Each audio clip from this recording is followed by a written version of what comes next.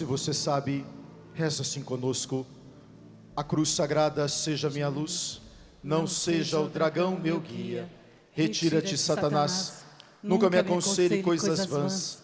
É mal o que tu me ofereces, e bebe tu mesmo do teu próprio veneno. Assim seja.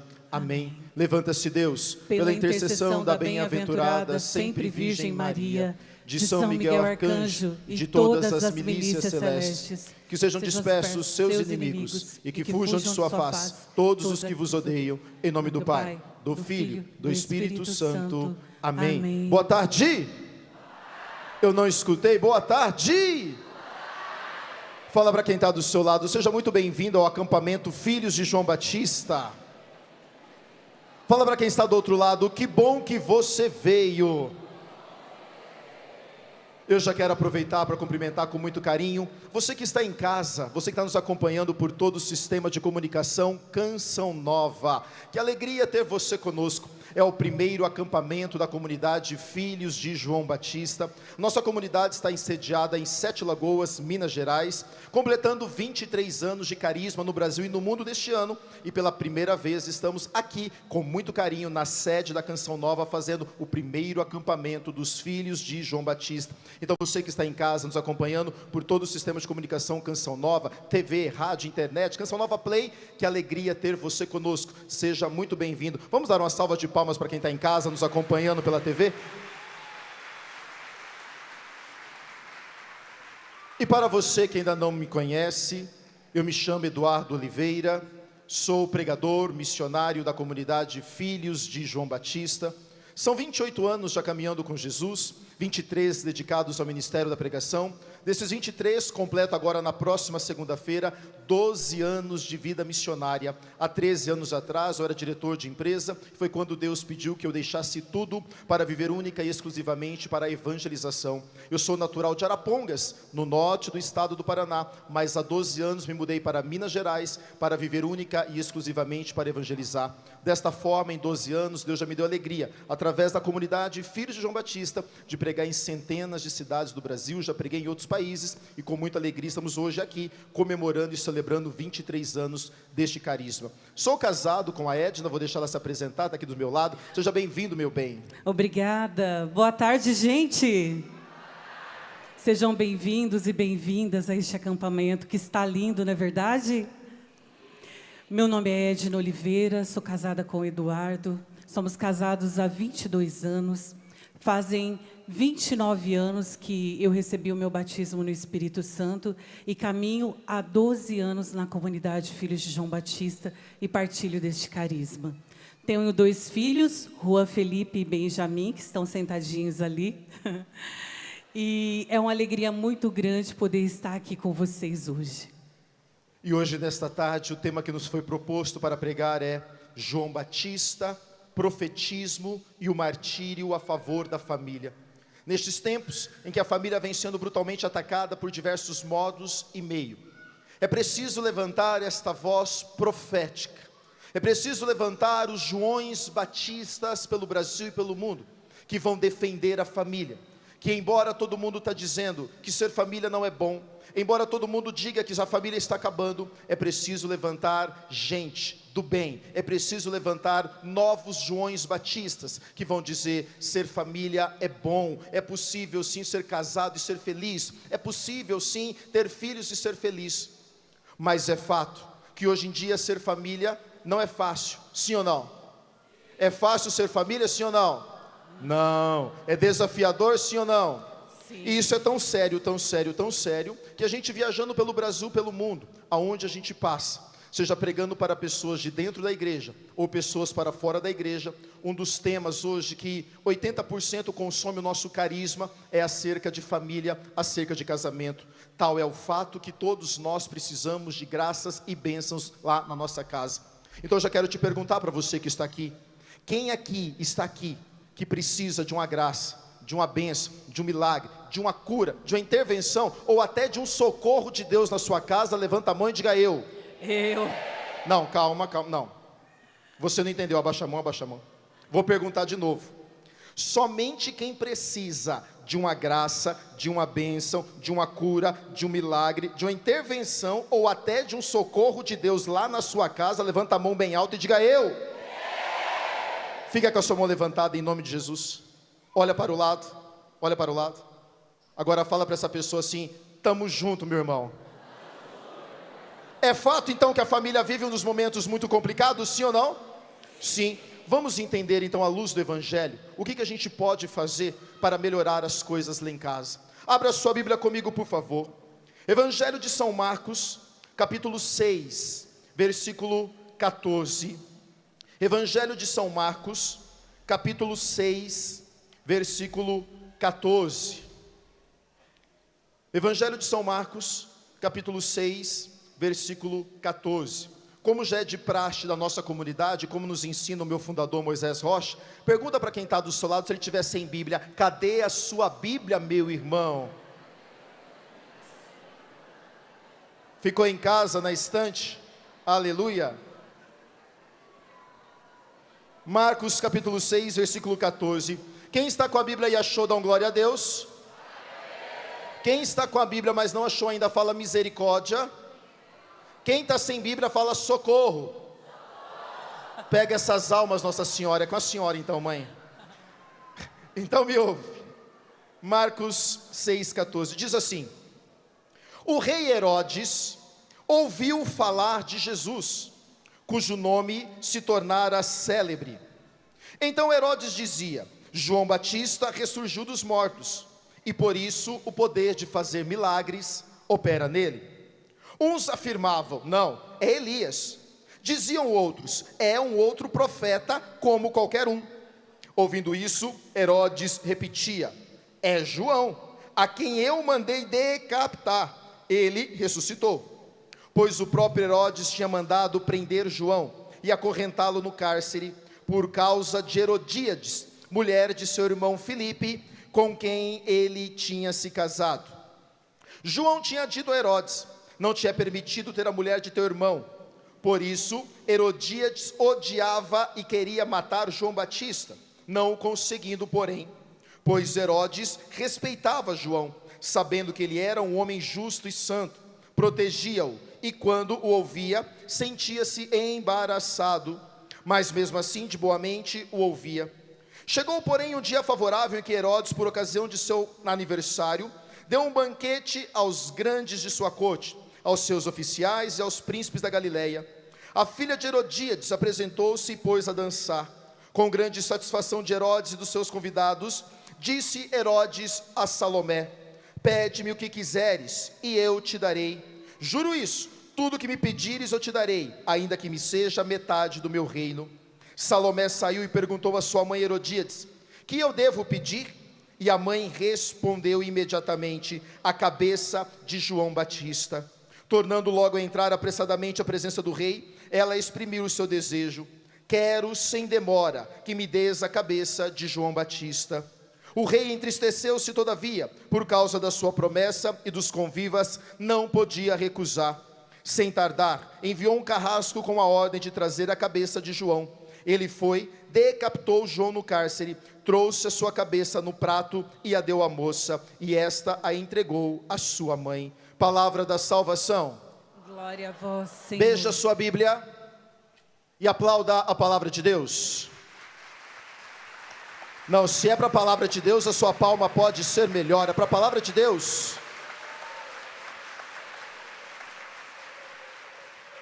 Irmãos, todos nós sabemos que a grande escola do profeta João Batista foi no deserto.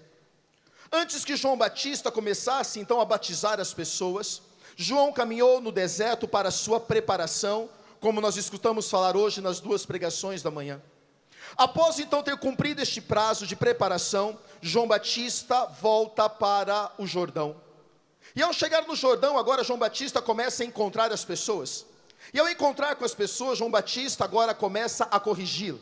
João Batista começa a adverti-las diante de tantos fatos que aconteciam naquela época. João então começa um discurso: arrependei-vos, volte ao Senhor, o reino de Deus está próximo. E nesta ocasião também, quem está governando o reino da Judeia é Herodes. Herodes Antipas, o filho de Herodes, que havia mandado matar os santos inocentes. Este mesmo Herodes Antipas, que depois, anos mais tarde, vai colocar o manto vermelho em Jesus e vai então tirar sarro dele, dando então o passo para mais tarde culminar na crucificação de Jesus Cristo. Herodes agora então ele está casado com Herodíades, mas Herodíades é mulher de seu irmão Filipe. E a Bíblia e a história nos narra que Herodes tomou a mulher do seu irmão à força. Herodes havia raptado Herodíades, claro que com o consentimento da moça, mas Filipe, irmão de Herodes, ainda estava vivo. Portanto, Herodes estava com Herodíades diante de um adultério. E como Herodes é muito poderoso, nenhuma pessoa do reino, embora todo mundo tivesse ficado escandalizado com a situação, mas ninguém ousou dizer para Herodes, dizendo: meu rei, isso é adultério, meu rei, isso está errado, meu rei, isso não pode, meu rei, o senhor pegou a mulher do seu irmão, isso é adultério, o senhor está errado. Ninguém ousou dizer isso. Mas até que um belo dia, eis que volta lá do deserto um homem chamado João Batista. E João Batista, diante dessa realidade, João Batista não consegue se calar, porque João Batista é chamado como profeta da verdade. E eu acho engraçado ao nós dizermos isso, eu já preciso aqui abrir um parênteses. Por que você é chamado a ser João Batista? Porque João Batista é aquele que fala a verdade. E é por isso que nós, enquanto filhos de João Batista, e faz parte do nosso DNA, do nosso carisma, nós não nos conseguimos nos silenciar diante daquilo que é errado. Então já teve situações, por exemplo, que nós vamos pregar numa cidade, a gente passa uma única noite na casa de uma família, a gente termina de pregar, a gente mal conviveu com a família, nós vamos chegar na casa do casal meia-noite, mas Deus não deixa a gente dormir, e a gente vai ficar da meia-noite até as 5 da manhã, atendendo o casal, atendendo a mulher, atendendo o marido, porque as coisas começam a ser reveladas diante de nós, e um filho de João Batista não pode ser omisso diante da verdade. E se você está aqui, você é um filho de João Batista, então você precisa se levantar e denunciar aquilo que é mentira, mesmo que todo mundo esteja fazendo, mesmo que todo mundo esteja negligenciando, mesmo que ninguém fale, precisa levantar os João Batistas hoje pelo Brasil, que vai dizer: isso é errado, isso é errado, isso é errado. Pode aplaudir. Ah, Eduardo, mas todo mundo está fazendo. Eu aprendi com mamãe quando eu era mais novo. Mamãe dizia assim: mas você não é todo mundo. Quem escutou isso aqui de mamãe, levanta a mão. Mãe, vai ter uma festa com meus amigos, todos vai, posso ir? Não. Mãe, mas vai todo mundo. Mas você não é? Mãe, vai ter um churrasco, todos os meus amigos vão, posso ir? Não, meu filho. Por que não, mãe? Porque você não é todo mundo. Ou seja, por mais que todo mundo esteja negligenciando a verdade, os Joões Batista não conseguem se calar diante daquilo que é errado, e é por isso que aquilo que é errado incomoda a gente, por isso que a gente não consegue ir com nada levado nas coxas, a gente não consegue ir com nada desorganizado, incomoda a gente, porque João Batista gosta da verdade. Viva João Batista! E João Batista então chega lá do deserto, e João Batista agora, Herodes começa a gostar de João Batista. A palavra vai dizer que Herodes gosta da fala de João Batista, só que Herodes tem medo. Por quê? Porque o João Batista agora já se tornou popular. Então Herodes falou: eu não posso tocar nesse homem, com medo de uma rebelião do povo. E a palavra vai dizer que Herodes gostava de ouvir os ensinamentos de João Batista, e tinha medo de tocar. Mas um belo dia, João Batista, que não aguentou se silenciar, Herodes está passando com Herodíades. Vem cá, meu bem. Herodes está passeando na praça com Herodíades, a sua esposa, e de repente aparece João Batista. Herodes está muito tranquilo, e então João Batista aparece: Herodes, essa mulher que está do teu lado, ela não é sua, isso aí é adultério, essa mulher é a mulher do teu irmão Filipe, então você está em adultério. Fala para quem está do seu lado: deu ruim para João Batista. Deu ruim para João Batista. Não, fala para quem está do outro lado: deu ruim para João Batista. Deu ruim para João Batista. Nessa história toda, Herodes não queria colocar a mão em João Batista, porque ele tinha medo da rebelião do povo. Mas Herodíades, a mulher de Herodes, ela é tomada por um ódio mortal por João Batista. E Herodíades agora começa a culminar. Herodíades agora começa a maquinar um jeito de prender João Batista. E Herodíades agora começa na cabeça de Herodes: prenda esse homem, ele nos afrontou, você é rei, você pode fazer tudo, quem manda aqui é você. Então por que você não prende esse homem? E então um belo dia, Herodes, tomado pela conversa da sua mulher, ele dá ouvido a Herodíades, e Herodes manda prender João Batista. A prisão de João Batista vai acontecer aproximadamente em dezembro. João Batista fica aproximadamente 9 meses dentro da prisão de Herodes. É nesse período, por exemplo, que parece que João Batista tem uma crise, porque os discípulos de João vêm visitar, e João diz: ei, vai lá perguntar para aquele homem lá, para aquele cabeludo, para aquele barbudo, se ele é Jesus Cristo mesmo, se ele é aquele quem eu anunciava, ou se nós temos que esperar outro. E muitos dizem que João Batista que duvidou. Não. João Batista não duvidou em nenhum momento que Jesus era Jesus. Por que João Batista mandou os discípulos perguntar se Jesus era Jesus? Porque João Batista estava dizendo e querendo mostrar para os discípulos: é sobre ele, ele é o Messias, ele é aquele a quem eu falei que eu não sou digno de desatar as sandálias, ele é o Cordeiro de Deus. Aplauda isso. E João Batista agora vai ficar preso 9 meses na prisão de Herodes. Mas Herodes não quer tocar em João Batista, até que chega então o mês de agosto, é o mês do aniversário de Herodes. E entre muitas festividades que Herodes vai fazer, Herodes resolve dar um jantar. Neste jantar, Herodes convoca todos os príncipes, todo o povo ali importante da região. O jantar está rolando, o banquete acontecendo. No final do banquete entra então uma menina chamada Salomé, ela é filha de Herodíades. E Salomé faz uma dança muito bonita na frente de Herodes. Herodes e todos os seus participantes ficam boquiabertos, tal a beleza da dança dessa moça, que Herodes então imediatamente chama e fala: Salomé, vem cá, você dançou tão bem, você alegrou tão bem a festa, que eu quero te dar um presente. Então, Salomé, pede o que você quiser, mesmo que seja metade do meu reino, e eu te prometo, por todos esses que está aqui, que eu vou te conceder. A menina Salomé, uma moça, não sabe o que pedir para o rei. Salomé então vai lá falar com a mãe: mãe, eu acabei de fazer uma dança ali, Herodes ficou felizão da vida. Mamãe, Herodes prometeu me dar tudo o que eu quiser, o que eu peço para Herodes? Herodíades, imediatamente tomada por um ódio, falou: pede a cabeça de João Batista. E então Salomé volta e fala: Herodes, eu já sei o que eu quero, viu? E Herodes fala: o que é que você quer? E Salomé fala: eu quero a cabeça de João Batista. E a palavra vai dizer que Herodes ficou triste, mas não tinha como ele voltar atrás, porque ele tinha feito uma promessa pública. E Herodes então manda buscar a cabeça de João Batista no cárcere. E João Batista morre em defesa da família. João Batista ele morre ao denunciar o adultério de Herodes com Herodíades. João Batista ele é o mártir da verdade. Aplauda João Batista.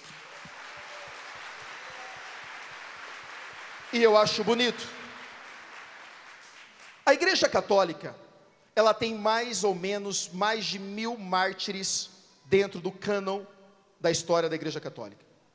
Mas para ser considerado mártir na Igreja Católica, é preciso a pessoa ter morrido em defesa da fé. O que é isso?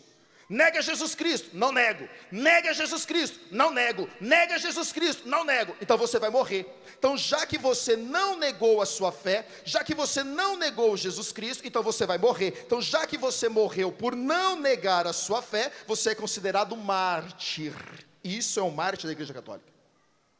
Ao se tratar de João Batista, e a igreja considera ele um mártir, mas João Batista não morreu, ele foi martirizado, mas não por ter sido ameaçado de negar a sua fé. São Papa Francisco, que Deus o tenha, chamou João Batista de o mártir da verdade.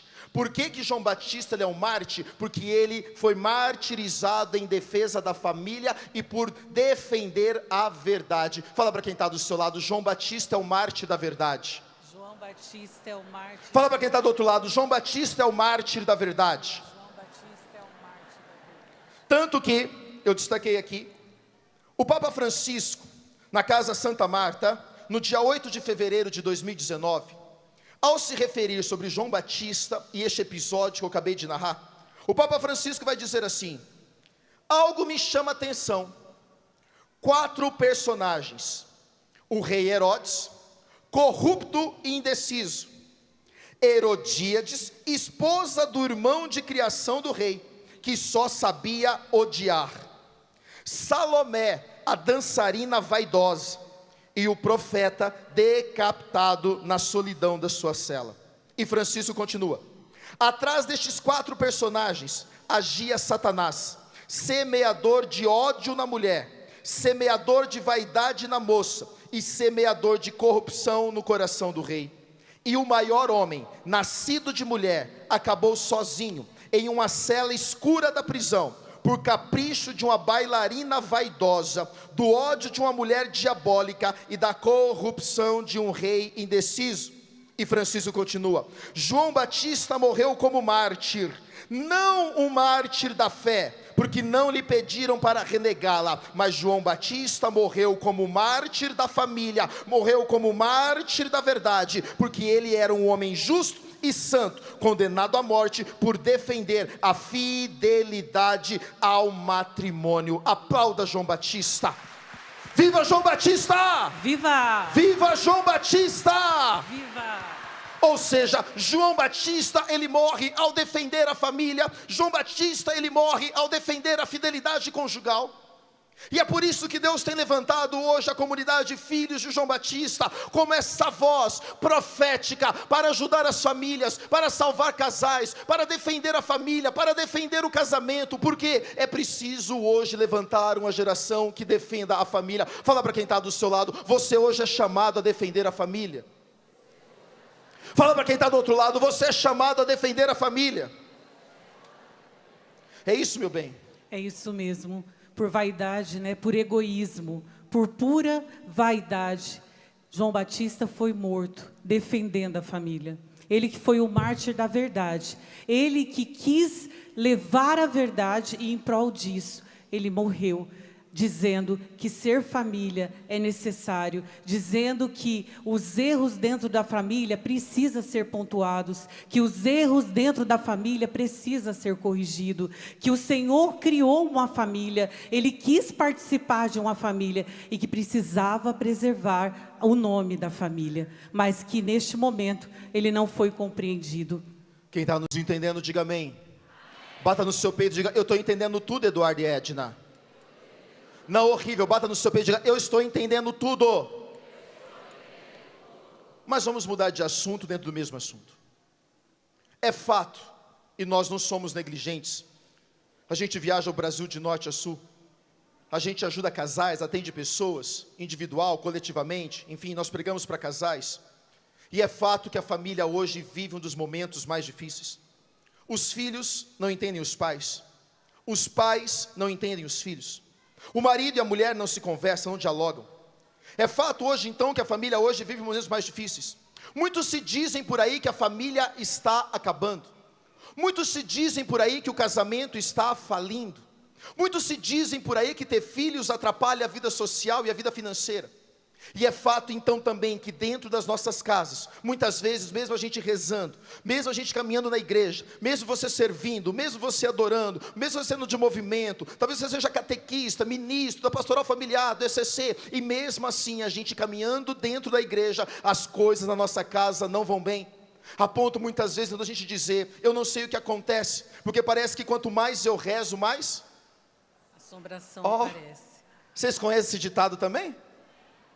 Ai, Eduardo, eu não sei o que acontece, porque assim, ai Edna, sabe assim, eu vou na igreja, eu caminho, eu sou da pastoral familiar, eu sou da ECC, eu sou da carismática, mas eu não sei o que acontece, porque parece que quanto mais eu rezo, mais assombração aparece lá em casa. Quem já passou por isso, eu penso isso, levanta a mão e diga: eu.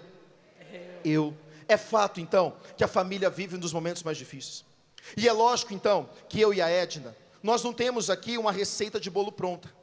Mesmo porque não existe, né, gente? Nós gostaríamos muito aqui de ter uma receita pronta de bolo para dizer, faça isso para melhorar. Nós não temos essa receita de bolo, mas nós temos aqui algumas dicas que nós queremos partilhar com vocês, neste tempo que nos falta, de como melhorar as coisas lá na nossa casa. Eduardo, eu não sei mais o que eu faço. Eduardo, meu marido está atacado. Eduardo, os filhos estão virados no giraia. Eduardo, a sogra está daquele jeito. Eduardo, a sogra veio morar com a gente agora, o que eu faço?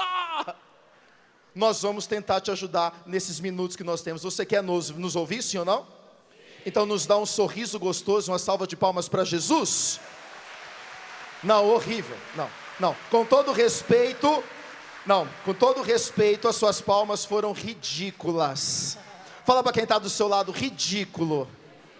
Se você quer ouvir as dicas que nós temos para te dar, nos dá um sorriso gostoso e uma salva de palmas para Jesus.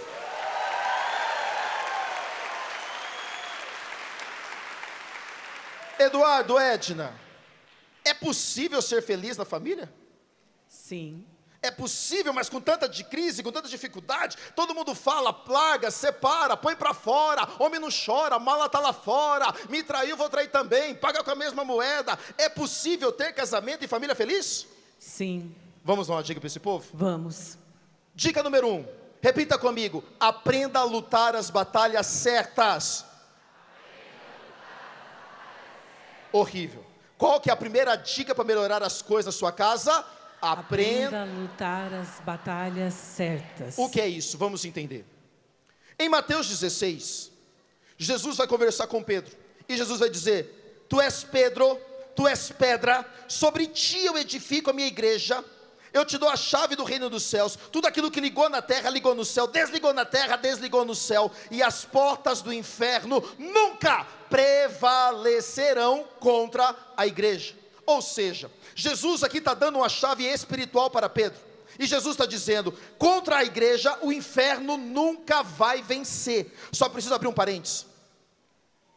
Por isso não me vem com esse discurso de que a igreja católica está esvaziando.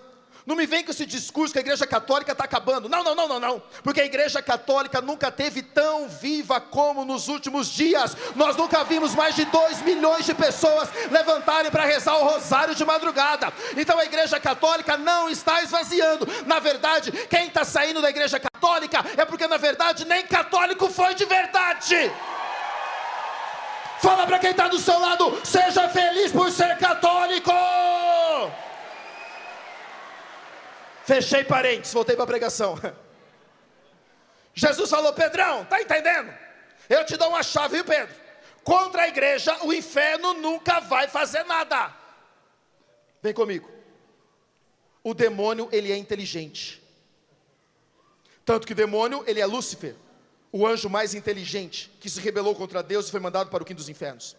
Então o demônio, sendo inteligente, ele diz, já que eu não posso fazer nada contra a igreja, eu então vou agora atacar a igreja doméstica, que é a sua família.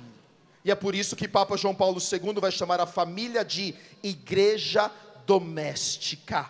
E é por isso que Francisco vai chamar mais tarde a família de célula máter de uma sociedade. O que é isso?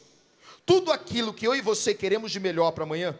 Se eu e você queremos ter um futuro melhor, uma cidade melhor, um país melhor, pregadores melhores, músicos melhores, padres melhores, se eu quero ter políticos melhores, governadores melhores, se eu quero ter advogados, médicos, enfim, tudo aquilo que eu e você queremos ter de melhor para amanhã, isso não vai estar em árvore, isso está sendo gerado hoje, dentro da minha casa e dentro da sua casa. Então o demônio, sendo inteligente, ele diz, já que eu não posso destruir a igreja, eu vou destruir a família, porque se eu destruo a família, não tem quem prega, não tem quem reza, não tem quem canta, não tem quem toca, não tem sacerdote, não tem diácono, ou seja, se eu destruir a família, acabou. Então, ou seja, por que a primeira dica de hoje é, aprenda a lutar as batalhas certas, porque você precisa entender. Todos os dias existe no quinto dos infernos uma reunião para destruir e atacar a sua família. Então você tem que ser inteligente. Aprender a lutar as batalhas certas é parar de ficar brigando com a esposa, parar de ficar brigando com o marido. Pelo contrário, perdoa essa mulher, conversa com ela a paros e ama essa mulher, e vai brigar contra o capeta que está querendo destruir a sua família. Quem me ouve, diga amém. Fala para quem está do seu lado, seja inteligente, irmão. É isso, meu bem. Isso mesmo. Mas o que a gente vê, assim, o que nós vemos dentro das casas? Quando os casais vêm nos procurar, nós vemos os casais brigando entre si. Nós vemos as famílias guerreando entre si. Mulher brigando com o marido, marido brigando com a mulher, em vez de os dois se unirem e buscarem a oração. Gente, o segredo maior para se construir uma família é a oração. Uma família sem oração, ela não fica de pé. Uma família sem Deus, sem a constituição da fé introduzida dentro da nossa casa, para os nossos filhos, a nossa família não fica de pé. Mulheres, quantas mulheres a gente vê maldizendo seus esposos, enquanto vocês, mulheres, deviam estar na brecha, orando por esse homem. Enquanto você, homem, devia estar rezando por essa mulher, rezando pelos filhos. Isso faz a diferença. Por quê? Porque nós vamos construir famílias em cima de uma rocha chamada oração e Jesus Cristo. E Jesus mesmo vai dizer que há certos demônios que só se vencem com oração e jejum. Então, ou seja, aprender a lutar as batalhas certas é: eu amo essa mulher, eu perdoo ela, mas eu vou entrar na brecha no mundo espiritual. Então eu vou orar, eu vou jejuar, 1000 Ave Marias, jejum de Daniel, quarentena de São Miguel, cerco de Jericó, reza de madrugada, levanta no monte, vai para a Santa Missa, comunhão diária, consagração Nossa Senhora, escuta a pregação. O que é isso? Lutar as batalhas certas, ou seja, eu paro de brigar com ela e eu vou guerrear agora contra o demônio. E Santo Agostinho vai dizer que quando você não reza, você fica pequenininho e o demônio fica grande. Agora, quando você reza, o demônio fica pequenininho e você passa a ficar grande. Porque tem muita gente querendo consertar a família, mas você não reza, você não jejua, você não faz penitência. Pelo contrário, você fica enchendo o bolso de pregador pelo Brasil inteiro, dizendo: reza pela minha família, reza pelo meu marido, reza pela minha filha, reza pelo meu filho. Mas você mesmo não reza. Fala para quem está do seu lado: vai rezar você! Quem aqui não escutou vindo para cá dizendo: você vai para a Canção Nova? Reza por mim lá, por favor. Quem escutou isso que levanta a mão? Todo mundo! Fala para quem está do seu lado: aprenda a lutar as batalhas certas. Aprenda a lutar as batalhas certas. Quem me ouve, diga amém. Amém. Dica número 2, repita comigo: saiba lidar com as diferenças. Saiba lidar com as diferenças. Qual que é a dica número 2?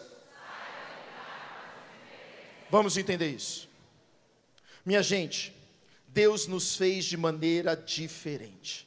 Deus fez homem e mulher diferente. Deus nos fez diferente fisicamente, graças a Deus que Deus fez diferente fisicamente. Deus fez diferente emocionalmente, psicologicamente, ou seja, nós não somos iguais. Mas qual que é o problema hoje das famílias e dos casamentos? A mulher fica 80% do tempo lutando e brigando para que o marido seja igualzinho a ela. E aí o marido fica 80% do tempo lutando e brigando para não ser igual à esposa, mas fazer da esposa igualzinho a ele. E o pai e a mãe ficam 80% do tempo querendo que os filhos sejam igualzinho a eles. Um bando de robozinho. Mas fala para quem está do seu lado: família não é igualdade.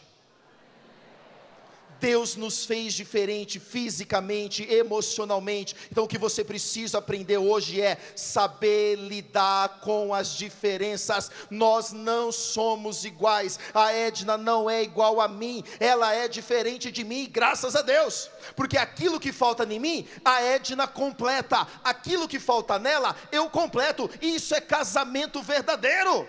Mas qual que é o problema? A gente vive hoje aquele pensamento errado de carne e unha. Alma gêmea: estou esperando a minha carne e unha, estou esperando a minha alma gêmea, a minha tampa da panela, a minha metade da laranja. Isso não existe!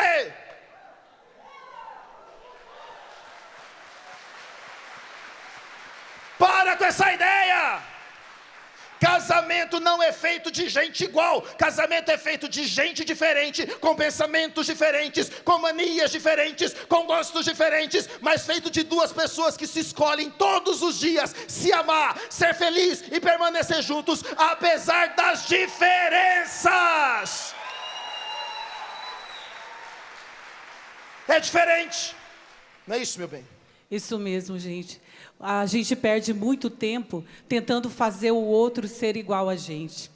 Mas o bonito de tudo isso, né? E a palavra também nos ensina o amor, que a gente deve olhar para o outro com empatia e com amor, né? Aquilo que o outro, você não reconhece no outro, você entende? Você precisa reconhecer em você. E aquilo que o outro não reconhece em você, ele precisa se encontrar nele. Então, muitas vezes a gente tenta buscar as nossas diferenças, tenta jogar em cima do outro, despejar no outro, aquilo que o outro, a gente quer que o outro seja. Quem precisa mudar primeiro sou eu. É isso aí. Gente, quem precisa mudar lá em casa primeiro, sou eu. A partir do momento que eu começo a ter mais amor, que eu começo a ter mais delicadeza, que eu começo a falar com cuidado, que eu começo a direcionar as coisas com mais leveza, automaticamente isso vai ser refletido dentro da minha casa. Agora, se eu trato de qualquer jeito, a grosso modo, com estupidez, isso vai reverberar da mesma forma, não é mesmo, Eduardo? Só que para mim saber lidar com as diferenças, eu preciso saber o gosto do outro, a mania do outro. Agora, tem gente que é casada há 20, 30 anos e não sabe a cor preferida do marido e da esposa. A comida, né? O cheiro, o estilo de música. Para mim saber lidar com a diferença do outro, eu preciso saber qual que é o gosto do outro. E aqui vai entrar um grande problema hoje nos casamentos da família: diálogo. Vivemos hoje a era da comunicação, mas nós não sabemos conversar. Quem me ouve, diga amém. E aí a mulher vai dizer: tá, mas é que o meu marido não gosta de conversar, não adianta. Já falei, mas ele não fala mesmo, porque o Zé, meu marido, é desse jeito. Mas também, às vezes a comunicação que você está usando é uma comunicação errada. Eu e a Edna sempre costumamos dizer a comunicação agressiva da comunicação não agressiva. O que é uma comunicação agressiva e não agressiva? É você falar com delicadeza. Homens, precisamos sim aprender a conversar e dialogar. Mas mulheres, precisamos saber lidar, falar também com docilidade, uma comunicação não agressiva. O que é isso? Me dá uma cadeira aqui, alguém, por favor. Traz uma cadeira para mim. Vamos explicar isso na prática. Vem comigo. Imagina você que é casado, ou que você que é casada, que o seu marido, ele é um grande arquiteto renomado. Imagina a cena. A família de vocês está passando por um momento difícil financeiramente. Aí o seu marido, como protetor, provedor desta casa, diga amém, homem. Você é o protetor e provedor desta casa, diga amém, homem. Você vai dizer: então agora eu vou trabalhar mais, eu vou fazer hora extra, eu vou me esforçar. Então agora o homem que trabalhava no escritório das 8 da manhã às 18, ele agora passa aí às 7 da manhã do escritório, sai do escritório às 7 da noite e começa a trazer trabalho para casa todos os dias à noite. Porque este homem está trabalhando a mais para justamente resolver a situação financeira lá da casa de vocês. Imaginou esse cenário? Sim, conseguiu imaginar? Então agora o seu marido está em casa, trabalhando lá no escritório, lá da casa, ou no quartinho todo dia à noite, porque ele está preocupado com o futuro da família de vocês. Uma mulher que não tem docilidade no falar, uma comunicação agressiva, ela faria como, meu bem? Eu sou arquiteto, estou trabalhando, sentado no escritório lá de casa, estou trabalhando. Eduardo. Oi? O que você está fazendo? Estou trabalhando. Agora? Eu preciso, meu bem. Mas já são 8 horas da noite. É que eu tenho um projeto importante para entregar. Mas como assim? É que a reforma do cliente vai começar, eu preciso terminar. Mas eu não estou entendendo. Agora você só fica trabalhando, só pensa nisso. Você não faz mais nada para a nossa família. Me deixa sozinha, me deixa com os filhos, me deixa fazendo tudo. Eu não aguento mais essa vida. O que você quer que eu faça? Mas como assim? O que eu quero que você faça? Isso é uma comunicação agressiva. A pergunta que eu faço é: isso vai gerar alguma mudança? Não. Isso gerou ainda mais distanciamento, silêncio e revolta, não trouxe mudança nenhuma. Cenário 2, o mesmo cenário, agora uma comunicação não agressiva. Como é que seria? Oi, meu bem, pois não? Dá licença, estou te atrapalhando? Não, meu amor, fica à vontade, pode entrar. Dá licença.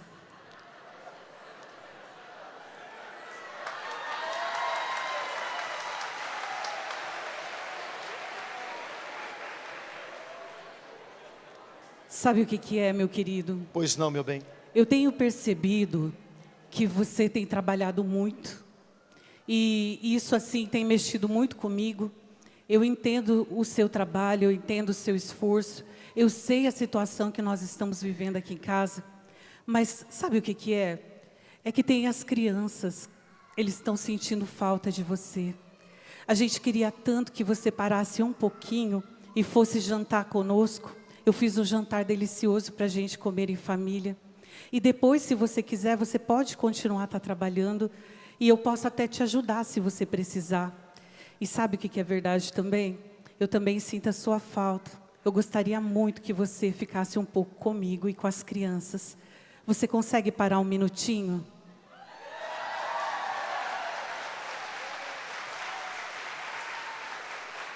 Vocês estão entendendo? Eu acho que não precisa nem explicar mais nada, sim ou não? Não. Mais claro do que isso, só desenhando agora. Isso é uma comunicação não agressiva. E por que muitas vezes as coisas lá em casa não estão boas? Porque a gente não sabe falar com docilidade. Você só chega falando com cobrança, vivendo de passado, porque você era assim, porque lá atrás eu me lembro, quando a gente namorava. Isso não vai mudar nada, é preciso nós sabermos conversar. Fala para quem está do seu lado, você vai ter que saber conversar. E sem contar também que a gente precisa entender o que está se passando dentro de casa. Muitas vezes a gente faz vistas grossas para as coisas que estão acontecendo dentro da nossa casa, dentro do nosso lar.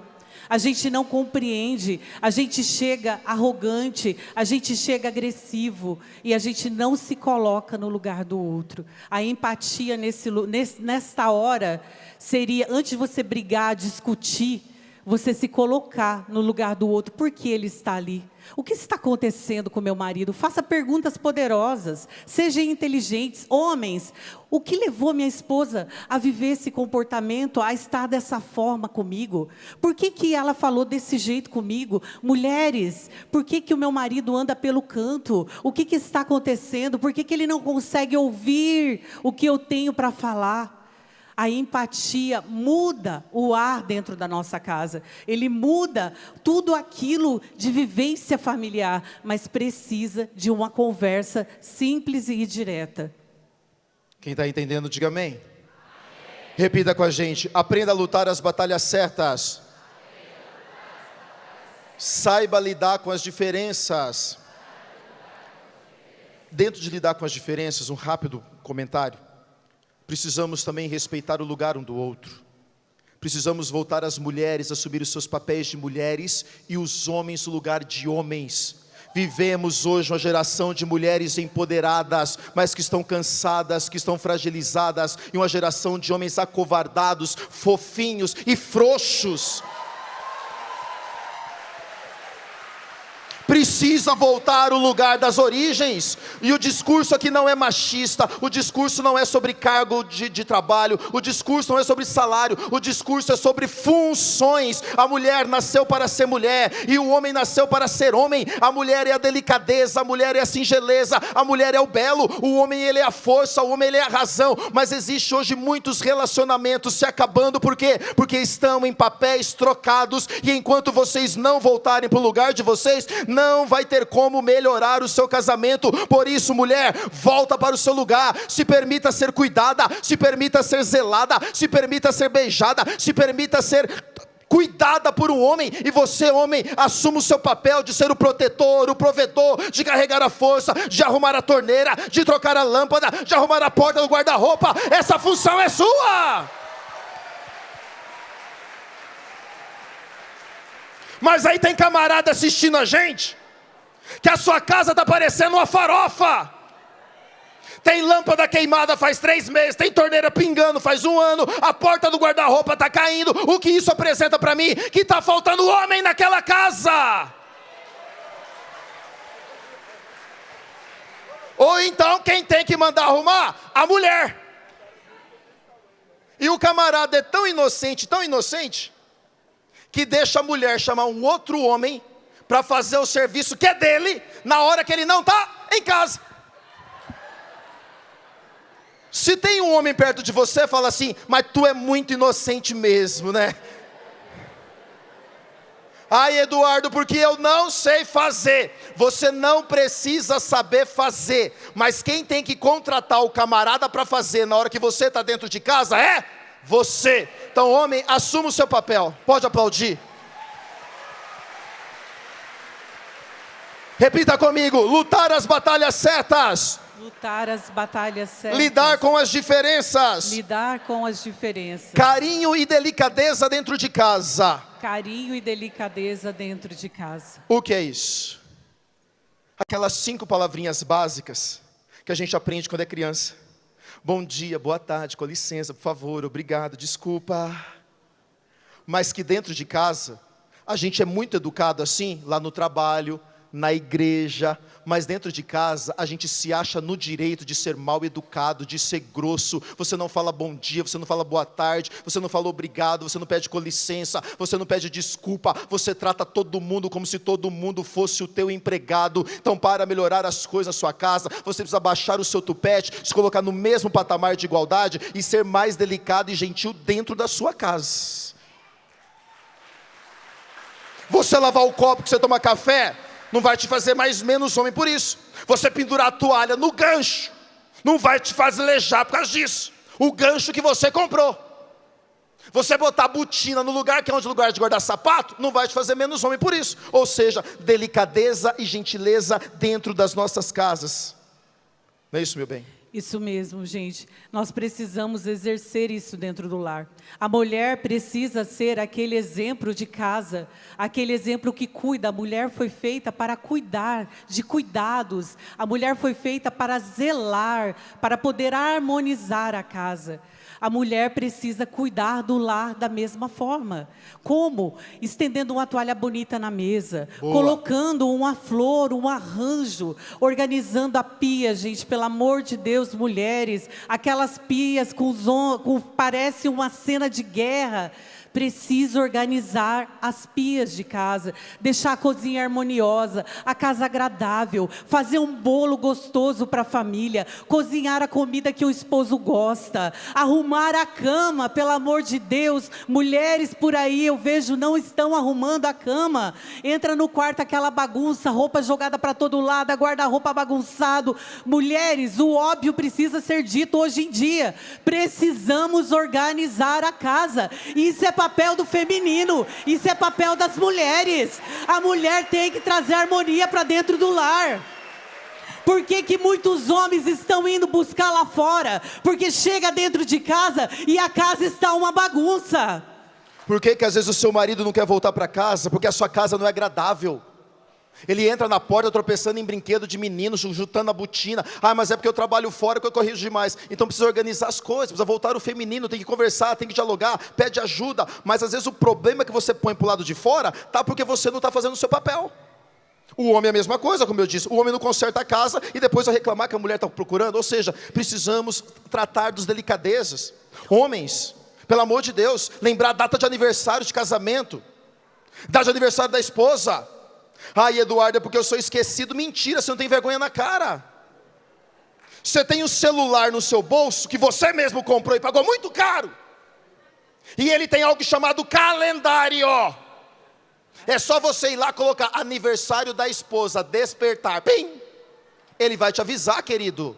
Então não tem desculpa. Homens, precisamos voltar também a ser mais delicados, dizer que ama, beijar, abraçar a esposa. Tem homem aqui que trata a mulher mal o dia inteiro e à noite quer namorar.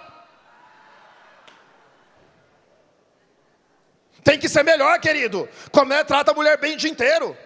Tem homem aqui que quer, tem homem que vai conversar comigo, que a 5 metros de distância eu sinto o bafo do cara. Eu fico imaginando, coitada da esposa desse cara, gente. Passa um desodorante, filho, faça a barba, passa um perfuminho, mete um jequiti.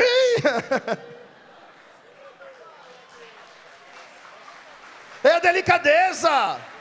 Mulheres, o belo é de vocês, como a Edna disse. Da mesma forma as mulheres. Eu vejo por aí mulheres mal cuidadas. Gente, fazer uma unha, cortar um cabelo, se arrumar, fazer uma maquiagem, se depilar, se cuidar, vestir uma roupa adequada, bonita, estar cheirosa, feminina. Hoje em dia nós vemos um monte de mulher andando de tênis, calça jeans, camiseta lá no joelho.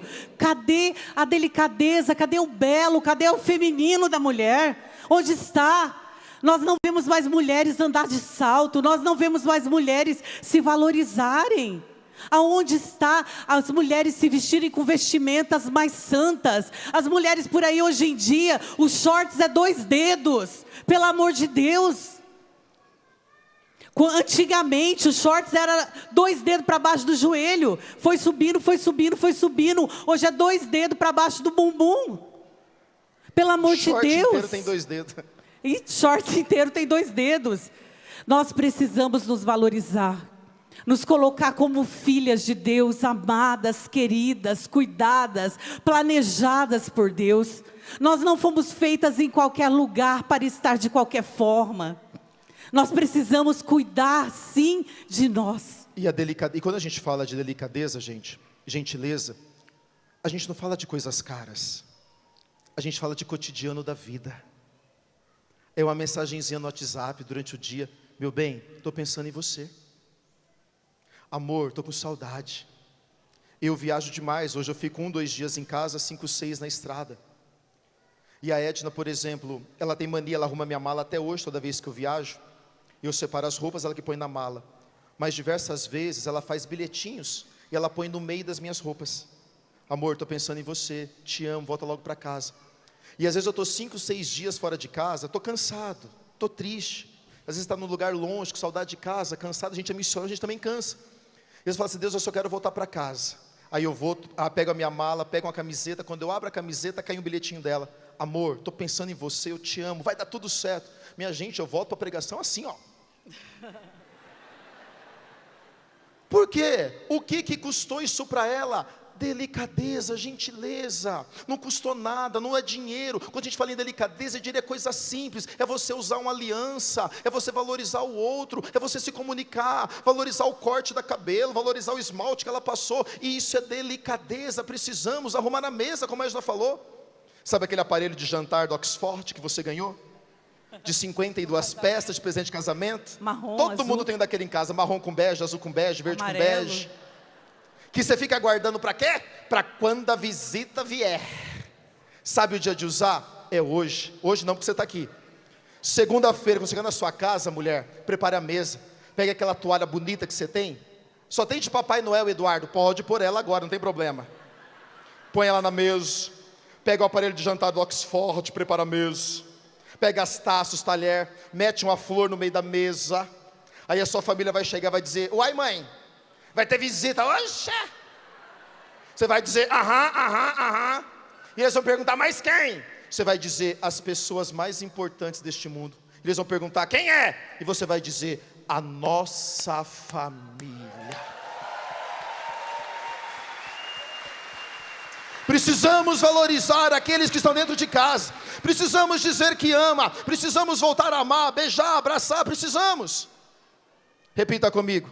Lutar as batalhas certas. Lutar as batalhas certas. Lidar com as diferenças. Lidar com as diferenças. Delicadezas e carinho dentro de casa. Delicadezas e carinhos dentro de casa. Última dica, repita comigo. Não desista da sua família. Não desista da sua família. Dentro deste mesmo gancho que a gente está falando, das delicadezas, é preciso a gente dizer que ama. É preciso a gente valorizar o outro. É muito fácil você ficar botando o coraçãozinho em foto de quem está em rede social, de quem é famoso, mas a pessoa nem sabe quem é você. Mas você não diz que ama para quem mora debaixo do mesmo teto que você. Precisamos sim voltar a amar, precisamos voltar a beijar, precisamos voltar a abraçar, precisamos perdoar, precisamos. Não deixa para fazer isso na beira do caixão, lá pode ser tarde demais. O ontem, nós não temos mais. Talvez você está me assistindo em casa, você está dizendo: Eduardo, você está falando isso porque você não sabe como é que está aqui na minha casa. Ei, eu não preciso conhecer você. Eu não preciso ir até a sua casa para saber que a sua casa, a sua família não é perfeita, porque a minha família também não é perfeita. A minha família tem defeitos, como eu também tenho defeito. Mas eu escolhi todos os dias amar e beijar a minha família, porque aquilo que errou, aquilo que foi, é passado, não volta mais. E o amanhã eu não tenho ainda. A única coisa que eu tenho é o hoje. Então hoje é dia de eu beijar, de eu abraçar, de eu dizer que amo, de eu dizer que a pessoa é importante e de dizer do valor da pessoa para mim. Pode aplaudir isso em nome de Jesus. O que eu quero que você entenda hoje: você precisa sair daqui hoje dilatado de amor pela sua família. Beija mais, abraça mais, perdoa, diga que ama. Precisamos voltar o carinho, a delicadeza dentro de casa. Precisamos.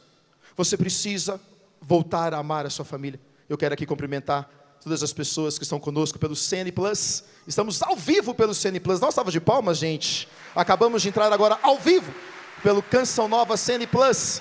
Aplicativo da Canção Nova, se você não tem, baixe no seu celular conteúdos inéditos e exclusivos CN Plus.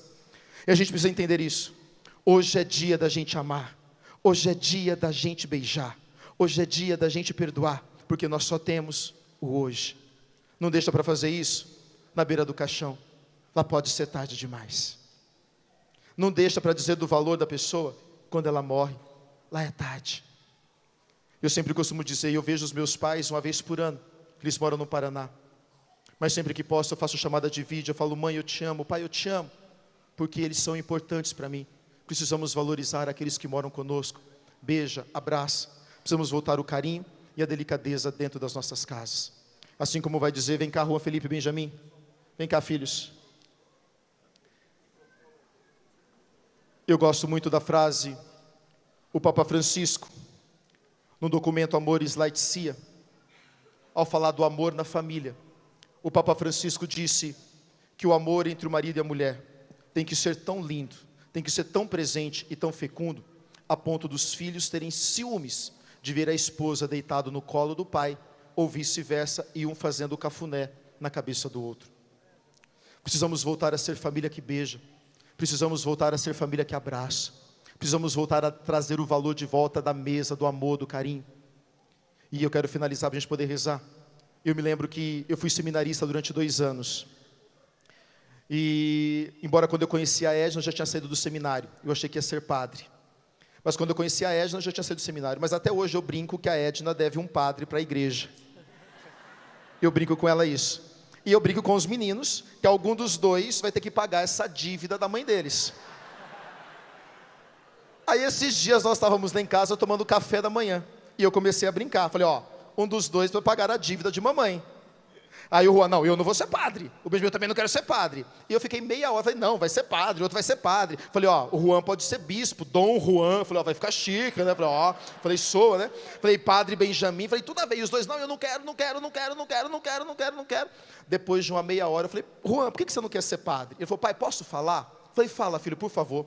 E o Juan virou para mim e falou assim: pai, eu não quero ser padre, porque aquilo que eu vejo aqui dentro de casa é tão bom e tão gostoso, que eu não quero outra vida para mim que não seja ter família.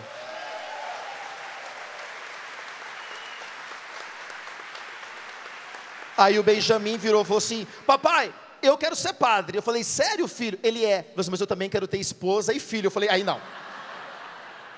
Falei: não vai vacalhar o trem também. Falei: não pode. Mas enfim, a minha família não é perfeita. Nós não somos perfeitos, pelo contrário. Eu tenho muitos defeitos, a Edna tem, o Juan tem, o Benjamin tem. Mas o que nós entendemos é que ser família não é igualdade. Ser família é complementariedade. E o que eu quero hoje desafiar você, que está aqui no acampamento Filhos de João Batista. Precisamos levantar aqui os novos Joões que vão defender a família.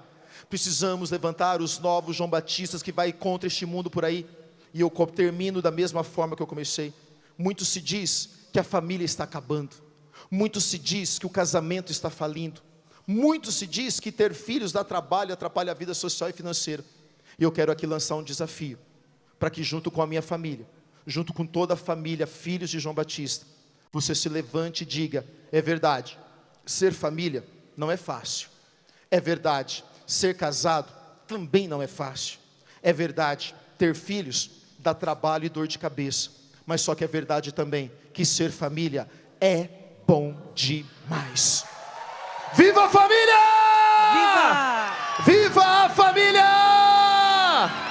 Viva a família! Ser família é! Ser família é! Ser família é!